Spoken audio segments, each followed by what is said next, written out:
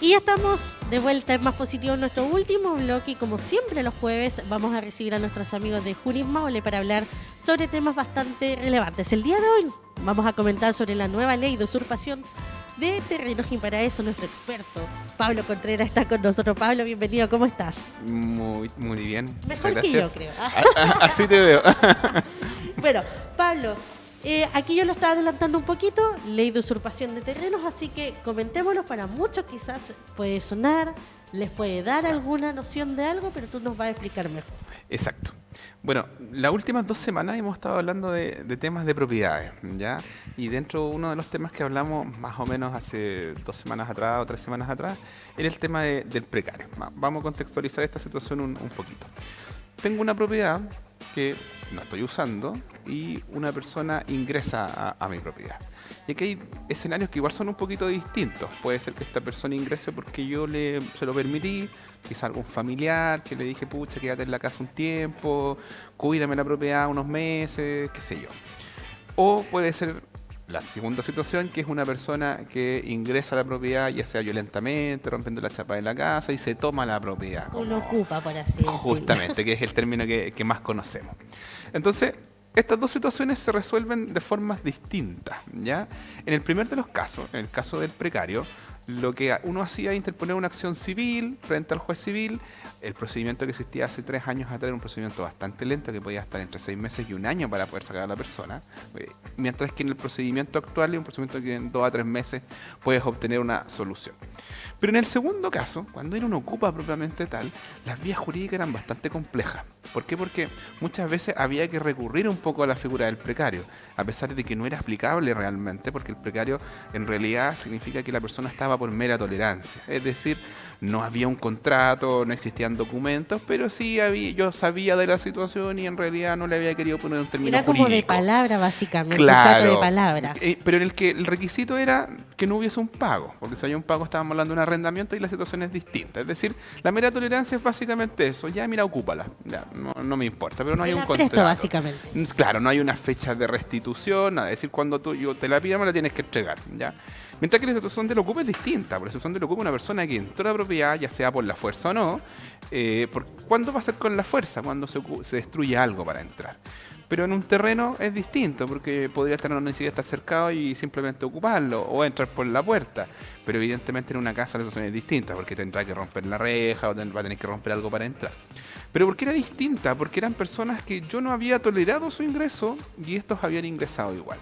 Entonces, ¿qué ocurre? Que bajo la ley que nos regía hasta a lo menos hace una semana atrás, yo lo que podía hacer, jurídicamente hablando, era interponer una denuncia ante las policías si iba a iniciar un proceso penal en el cual la fiscalía iba a investigar si existía un delito, que es bastante evidente el delito. Las policías no podían hacer nada. ¿Por qué? Porque en el fondo la policía no tenía ninguna facultad para perseguir este delito porque tenía la pena de multa.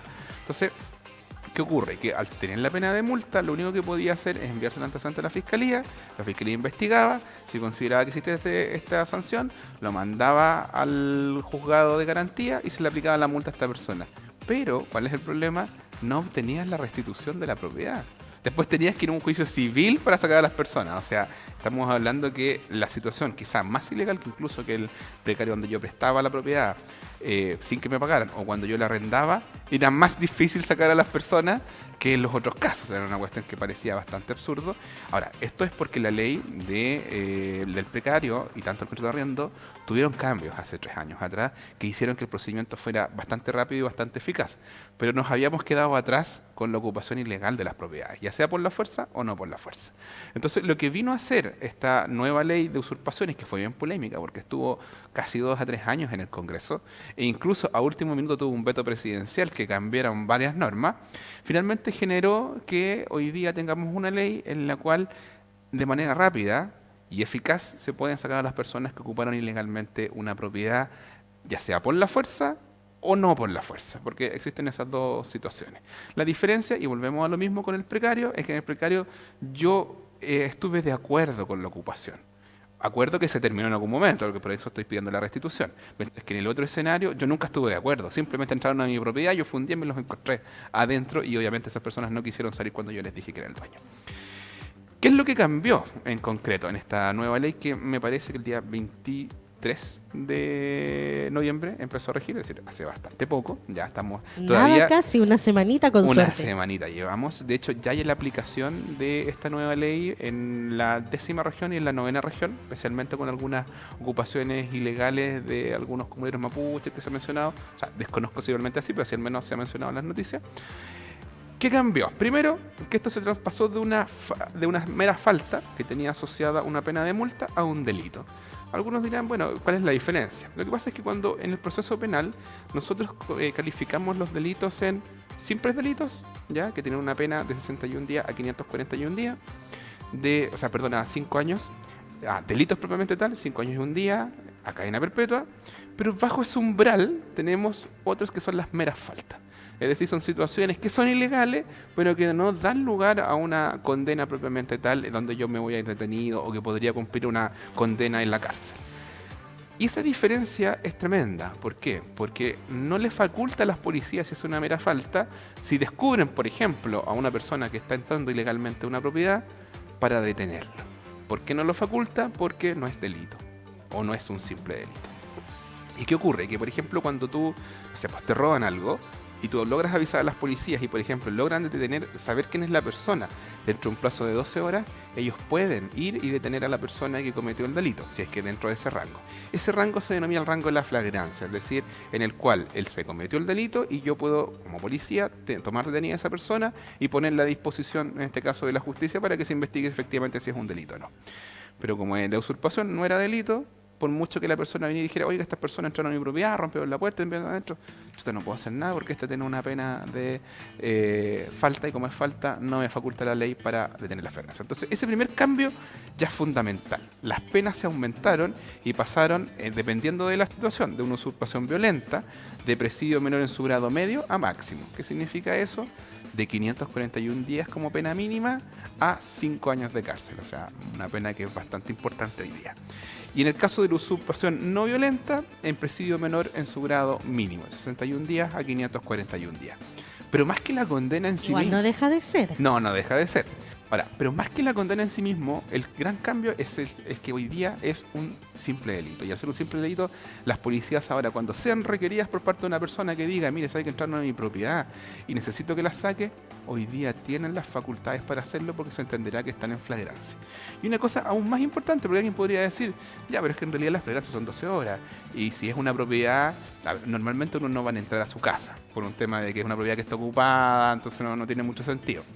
Normalmente son propiedades que yo tengo para arriendo, que no pude arrendar, un terreno en el campo probablemente que a lo mejor no estoy usando, entonces yo no me voy a dar cuenta dentro de 12 horas, probablemente me dé cuenta la semana o cuando un vecino me avisa, yo sabe que entraron a su casa, pero no va a ser inmediato. Entonces, ¿qué hizo el ley? Y que esto es tremendamente relevante, que se presumirá en estado de flagrancia las personas que ocupan el inmueble mientras entren ocupándolo. Es decir, yo me puedo enterar a los 2 meses que estas personas están ocupando la propiedad y voy a poder requerir a las policías para que saquen a estas personas del inmueble, ¿ya? Entonces la verdad es que es una situación, un avance tremendo. Solamente ese cambio ya es un gran avance, no porque las penas sean más altas o sean más bajas, sino que al calificarlos como simple delito ya le entrega competencia a las policías o a la fiscalía para ordenar que puedan desalojar a las personas. Ahora, siempre van a haber casos más complejos. Un ejemplo, esta cuestión no siempre es tan fácil como parece. Porque claro, si entran a mi casa, por la fuerza rompen la puerta y ocupan la propiedad, bueno, me parece que no hay mucha duda de que hay un delito de usurpación.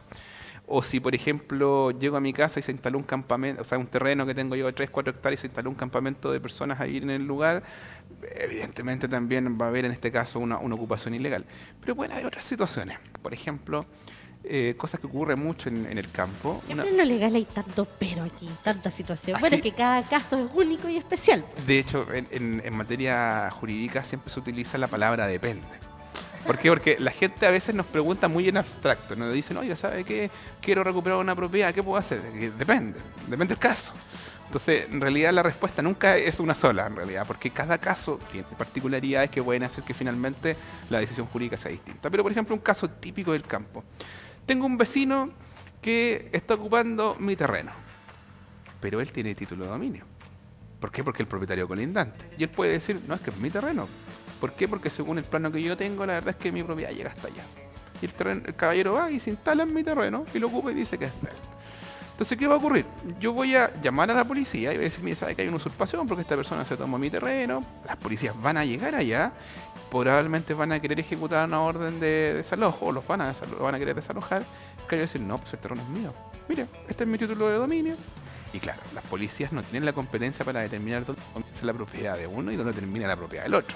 Entonces, ¿qué van a decir? Ah, ya, yo no me meto en el tema porque no tengo facultades para determinar si es la propiedad. Porque claro, el caballero a lo mejor que vive en el terreno que está reclamando, él tiene la certeza que es su terreno. Pero las personas, las policías que vienen desde afuera no tienen por qué saberlo ni conocer dónde está ese terreno. Porque nos podemos encontrar con dos situaciones distintas. Una persona tomó los deslinde y los sacó. Piensa uno para un tercero, obviamente, salvo que yo haga un plano topográfico y lo determine, pero en el momento las policías no van a hacer eso. O que incluso la propiedad no haya tenido deslinde. Y en realidad siempre con el vecino estuvimos así, hoy día dice que es de él y no tengo solución. Entonces existe también una solución para esta situación que la ley contempla, en el que yo hago la denuncia, la policía no va a poder tomar esta medida, pero que se llama la medida cautelar anticipada. La medida cautelar anticipada es una medida que puede tomar el juez de garantía antes de que se formalice incluso un juicio. ¿Qué es la formalización para que se entienda? Cuando la policía recibe una denuncia, lo envía a la fiscalía investiga y si considera que hay un delito, pone estos antecedentes en manos del juez de garantía y cita una audiencia que se llama formalización, donde te dicen a ti formalmente, mire, ¿sabe qué? Usted cometió determinado delito, en este caso el de usurpación. Y vamos a hacer una investigación y si es verdad, lo vamos a condenar. O por lo menos lo que la fiscalía pretende. Y es en esa audiencia donde se toman las medidas cautelares, como por ejemplo la que mejor mucha gente conoce cuando se debate sobre la prisión preventiva o el arraigo nacional. Esa es la audiencia normalmente de formalización de la investigación. Pero ¿qué ocurre? Que en realidad hay un desfase entre que uno hace la denuncia, la fiscalía investiga y se formaliza, que dependiendo de la complejidad del delito, especialmente el delito de propiedades, podemos esperar 6 meses, podemos esperar 1 año. Entonces la pregunta que quiso resolver la ley, y durante 1 año vamos a esperar que se lleve a juicio y ahí recién pedir la salida de la propiedad. Ya, en esta medida que se llama la medida cautelar anticipada, la ley le confiere a la fiscalía o a la víctima, que esto es muy novedoso porque normalmente las medidas cautelares anticipadas solo recaen en la fiscalía. La víctima va a poder solicitar al juez de garantía, aún sin previa formalización, la entrega inmediata del inmueble, solo acreditando el título de dominio de que es propietario. Entonces la verdad que aquí tenemos también un tremendo avance, porque para aquellos casos en que las policías ya sea... Ahorra mucho tiempo ahí también. Mucho tiempo. Porque en aquellos casos en que las policías no saquen a las personas por flagrancia, ya sea porque es más complejo, porque simplemente esa fue la decisión que se tomó en el marco de esa investigación, yo voy a poder, aún sin que el fiscal lo haga, pedirle al tribunal que nos cite una audiencia para debatir esta medida cautelar anticipada. Entonces es un tremendo avance porque en el fondo lo que está diciendo la ley, mire, ¿sabe qué, caballero? Nosotros les vamos a devolver su propiedad y después discutamos el juicio. Si son culpables, no son culpables, la gravedad del delito, la pena asignada, etcétera. Entonces antes empezaba esto al revés. Antes teníamos que pasar para todo el proceso, tener la sentencia, y yo recién con la sentencia, y los jueces civil decirle, ¿sabe qué? Ocuparon mi propiedad, por favor, entréguemela. O sea, era en realidad una cuestión en que, como decía mucha gente, el mundo al revés, en el que la persona que era la víctima tenía que soportar todo el proceso para que las personas salieran de la propiedad. Hoy día yo puedo inmediatamente pedir la salida de la propiedad. Junto con eso, también esta norma trajo otros delitos también que están asociados. Hablábamos delante, por ejemplo, en la toma de un terreno, de que va la persona y destruye un deslinde. Antes de la modificación de esta ley, el delito de destrucción de deslindes era un delito, efectivamente, que pasaba de presidio, tenía una pena de presidio menor en su grado mínimo. Hoy día la destrucción de deslindes va de presidio mayor en su grado medio a presidio menor en su grado medio a presidio menor en su grado máximo, que también es hasta 5 años en el fondo. Junto con eso, tenemos la segunda usurpación, que es la usurpación no violenta. Es decir, este delito en el que nosotros decíamos, ok, la persona entra a la propiedad, pero en realidad no lo hace por la fuerza. Pero en el camino pueden ocurrir cosas, como pueden ocurrir que me entren a mi casa, me rompan algo, me saquen algo de la casa, etcétera. Que ese en este caso sería el delito de daño. También se contempla una usurpación especial, que es una usurpación con resultado de daño. Entonces en realidad esta tiene una pena que va a depender de los daños que genere. De 1 a 4 UTM va a tener una multa y va a tener una pena de presidio menor en su grado mínimo. Si es de 4 a 40 UTM va a tener una pena de presidio menor en su grado medio, es decir, 541 días a 3 años, ¿ya? El anterior 61 días a 540 días. Y si los daños son superiores en realidad a 40 UTM, la pena va a ser de presidio menor en su grado máximo, es decir, 541 días a 3 años y un día a 5 años. Es decir, también una pena bastante alta. ¿Por qué? Porque lo que ocurría hoy por hoy es que si alguien entraba a una propiedad, aunque no fuera por la fuerza, y luego la desalojaba, muchas veces el propietario se encontraba con que la propiedad estaba destrozada por dentro. Y la verdad es que solamente yo recuperaba mi propiedad, ni siquiera podíamos conseguir que esa persona, a lo mejor no que pagara los daños, pero que por lo menos tuviera una condena producto de esos daños. Hoy por hoy existe un delito especial en materia de usurpación y en la práctica va a ser bastante aplicable. Entonces, en el fondo, ¿qué va a generar esta ley? Va a generar dos cosas bastante importantes. Primero, que quienes cometan estos delitos de ocupación ilegal de propiedades probablemente hoy día se abstengan de cometerlo. A lo mejor no todo el mundo, pero por lo menos una buena e importante cantidad. Y segundo, también aquí es importante tenerlo presente para personas que hoy día se encuentran en esta situación, porque probablemente hay gente que hoy día le está pasando esto, pero que en realidad diga, bueno, maravilloso, voy a ir a la fiscalía porque con esto van a aplicarle una pena más alta a las personas. Ya, ahí yo les tengo una mala noticia, bueno, todos, pues bueno. En materia penal se señala que las penas de un delito no pueden ser aplicables retroactivamente. ¿Eso qué significa? Que si esta usurpación se produjo antes de la entrada en vigencia de la ley, no le vamos a poder aplicar estas penas. ¿Por qué? Porque la ley dice que no se puede aplicar retroactivamente en perjuicio del imputado. ¿Ya? ¿Eso qué significa? Que todas estas condenas que estamos hablando más altas solo son aplicables desde la fecha de entrada en vigencia de la ley. Pero tampoco todo es malo. ¿Por qué? Porque eso es únicamente para las condenas. Pero hablamos, por ejemplo, de que las víctimas iban a poder solicitarle al juez de garantía por intermedio de un abogado. Eso, agilizar, por ejemplo, la devolución del inmueble, eso sí se puede. Tanto la flagrancia, que es decir, que se considerará a las personas que están ocupando un inmueble mientras lo ocupen como flagrante, y las policías podrán, a través de la fiscalía, desalojar a esas personas por la fuerza, esa norma se aplica desde la publicación de la ley, independiente que el delito se hubiese cometido con anterioridad, ¿ya? Porque ya no estamos hablando de penas, sino que estamos hablando de la restitución misma del inmueble.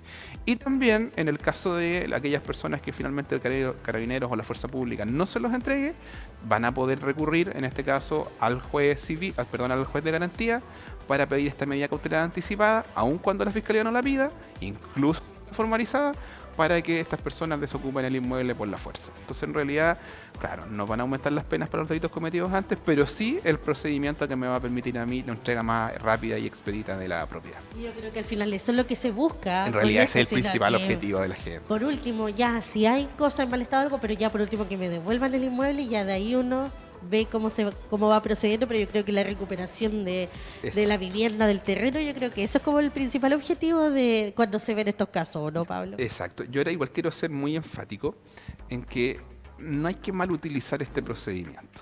¿Por qué? Porque alguien podría decir, yo tengo un arrendatario, pero no tengo un contrato de arriendo, no lo he podido sacar, voy a utilizar este procedimiento, voy a decir que entró nomás a la propiedad, o tengo una persona a la que le presté la propiedad, y voy a decir lo mismo, ir a poner una denuncia para que lo saquen. Probablemente van a conseguir que esas personas salgan, porque la forma en que está establecido el procedimiento es, primero los saco, después discutimos. El problema es que en el marco del proceso, si es que esta persona tiene conversaciones, no sé, algún contrato probablemente no va a haber, pero probablemente conversaciones de WhatsApp, donde se reconoce que me presta el inmueble, lo que probablemente va a ocurrir es que después se va a descubrir que en realidad no se cometió el delito de usurpación. Y lo que aquí va a suceder es que esa persona después va a tener la facultad de poder demandarlo en un proceso, ya sea por injuria o calumnias, o pedir eventualmente una indemnización. Entonces no les recomiendo a aquellas personas que no están en esta situación de pedir el inmueble de esta manera y mal utilizar el sistema. Porque claro, el sistema se presta para, denunciamos y después investigamos y mientras recupero la propiedad, porque soy dueño, eso no lo va a discutir nadie. El problema es que la ley hoy día tiene otras vías y que lo hemos conversado anteriormente cuando yo estoy en estos casos. Si estoy en el caso de que no tengo contrato de arriendo, pero que me pagan mensualmente, el documento, que en este caso es la transferencia que me hace la persona que me está arrendando, sirve como un principio de prueba por escrito y se presumirá que hay un contrato de arriendo. Y si finalmente me dejó de pagar y por eso yo quiero ponerle término, hay un procedimiento hoy día que es bastante rápido. Estamos hablando de un procedimiento que puede durar como mínimo un mes y como máximo 3 a 4 meses. O sea, no es desde el punto de vista jurídico, eso es rápido. Claro, hay mucha gente que le gustaría recuperar su propiedad mañana, pero hay vías para hacerlo. En el caso de que yo preste una propiedad y no me la quieran devolver, pero no hay traspasos de dinero, basta con que yo acredite que soy dueño de la propiedad, vaya al juez civil a través de una acción de precario y la persona también en un plazo de 1 a 2 meses va a tener que desalojar el inmueble también por intermedio de la fuerza. Entonces, la idea y el llamado es a no mal utilizar este sistema, porque también esto va a terminar generando que si constantemente la gente utiliza mal este sistema, los jueces van a estar cada vez menos dados a hacer el desalojo por la fuerza pública, porque en realidad es una facultad. Las policías no están obligadas a sacarla. Esta facultad se va a tener que utilizar en el caso a caso. Entonces, si de 10 denuncias 9 son falsas, probablemente este sistema no va a funcionar a largo plazo. Entonces, por ahí también un llamado a que existen hoy día vías súper expeditas para todas las situaciones, que tenga una persona que haya perdido una propiedad. Ahora, hay otros casos que pueden ser más complicados, por ejemplo, para que las personas tampoco lo mal utilicen. Tengo una propiedad, mide, no sé, 3.000 metros cuadrados, pero tengo 2.800 metros cuadrados. Y en realidad yo pienso que el vecino del lado, el vecino de atrás, me ocupó parte de mi propiedad. Ya, eso no es usurpación. Para que lo tengan muy claro. ¿Por qué? Porque probablemente el vecino no tomó su terreno a propósito. Simplemente en algún momento cuando se trazaron los deslindes, quedaron mal trazados estos deslindes y perdí yo parte de la propiedad. Entonces tampoco se puede utilizar la acción de usurpación, porque en la acción de usurpación hay una intención de quien hace esto de ocupar una propiedad que sabe que no es suya. Esa es la diferencia con, por ejemplo, que una persona esté ocupando porción de terreno que piensa que es de él. Entonces, en ese caso, hay una acción especial, que es la acción dependiendo de la situación, pero normalmente va a ser de demarcación y cerramiento. ¿Qué es esa acción? Es una acción donde yo voy a donde el juez civil, le explico el caso, y le digo, mire, ¿sabe qué? Tengo una propiedad de 3.000 metros cuadrados, pero mi propiedad mide 2.800. El del vecino mide 3.000 metros cuadrados, pero tiene 3.200. O sea, es más o menos evidente que esos 200 metros son míos y en realidad pido al juez lo siguiente, que se haga una medición de ambos terrenos y se establezca dónde tiene que pasar el deslinde, porque probablemente a lo mejor mi deslinde va a haber estado corrido. Pero no necesariamente que el vecino me lo corrió, sino que originalmente venían así los terrenos, porque muchas veces no existían los mecanismos, las herramientas años atrás para medir como las que hay hoy día y normalmente no eran precisas. Entonces, ¿qué va a hacer el juez civil? Va a hacer la medición, se va a hacer una prueba pericial a través de un perito, un topógrafo que va a ir al lugar, va a decir efectivamente la línea pasa 20 metros más al norte, así que hay que correr esos 20 metros y la persona se le restituye la propiedad. Básicamente así se solucionaría. Y así se soluciona. Eso. Entonces, estas situaciones tienen solución, pero cada caso hay que tratar de encajarlo a la situación jurídica. Entonces, mi recomendación es, si hay usurpación, hagan su denuncia. Si no lo hay, no lo malutilicen porque van a salir perdiendo, no van a recuperar la propiedad probablemente y capaz que tengan que pagar alguna indemnización futura, ¿ya? Entonces, utilizarla, pero utilizarla bien. Recomendaciones si la persona no tiene la certeza, porque son casos igual complejos, recurriendo a un abogado que los pueda orientar de cuál es la mejor medida que se puede interponer. Así es, definitivamente. Entonces, a eso mismo iba a llegar. Si al final, como nosotros no somos los expertos, mejor asesorarnos y que un buen abogado nos guíe en ese sentido para tomar buenas decisiones y que en el fondo no salgamos perjudicados. Exacto. Básicamente. Y que especialmente esté un poco actualizado en estas materias porque todo esto es relativamente nuevo. O sea, hace 3 años nada de lo que estábamos hablando existía. O sea, en realidad son cambios bien recientes.